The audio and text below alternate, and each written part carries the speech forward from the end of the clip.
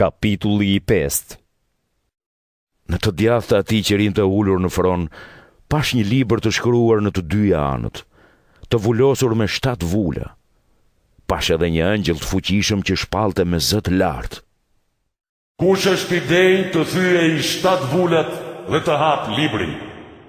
Por askush, as në qiell, as mbi tokë, as nën tokë, nuk mund ta hapte librin e ta shihte atë. Atëherë unë fillova të qaj shumë, nga që nuk u gjet askush i denjë për të hapur librin dhe për ta parë atë. Një nga pleqt më tha: Mos qaj, ja, Luani nga fisi i Judës, rënje e Davidit, nga dhënjeu, dhe mund t'i thyej të 7 vulat dhe të hap librin. Pastaj pash një qenj që qëndronte në mes të fronit, të 4 gjallësave dhe pleqve. Ai dukej si i dherur dhe kishte 7 brirë e 7 sy, që janë 7 shpirtrat e Perëndis të dërguara në të gjithë dheun. Ai shkoi e mori librin nga dora e djathtë e atij që rinte ulur në fron. Kur qengji mori librin, 4 gjallësat dhe 24 pleqt ranë përmbys para tij. Secili kishte nga një harp dhe kupa të arta të mbushura me temjan, që janë lutjet e besimtarëve të krishterë.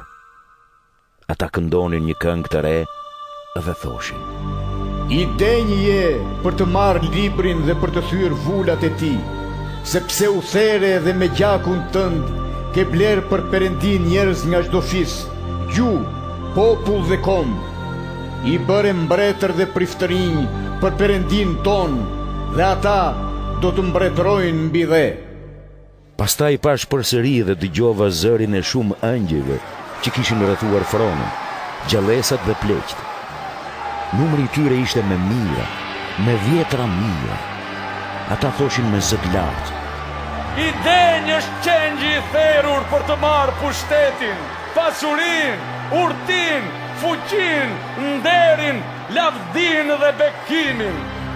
Pastaj dëgjova çdo krijesë në qiell, mbi tokë, nën tokë, në det, gjithë krijesat e gjithësisë që thoshin: Ati që ri ulur në fron dhe qengjit, u qof bekimi, nderi, lavdia dhe pushteti, në shekuj të shekujve.